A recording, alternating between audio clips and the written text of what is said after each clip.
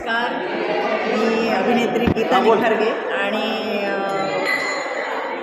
आज मी एका सुंदर कोकणातल्या कलाकृतीला बघायला आले होते. पण मी स्वतः कोकणची असल्यामुळे मला माझ्याही मनावर त्या सगळ्या गोष्टींचा खूप जास्त पगडा आहे. पण शहरात येतो आपण कामानिमित्त आणि असेच माझ्यासारखे शहरात येऊन कामं करणारे असल्यामुळे या सगळ्या संस्कृतीचा कुठंतरी थोडाफार विसर पडला आहे. तर तो विसर माझ्यासारखी जे कोणी कोकणातून मुंबईत आलेले आहेत कामानिमित्त आणि त्यांना ह्या सगळ्या गोष्टी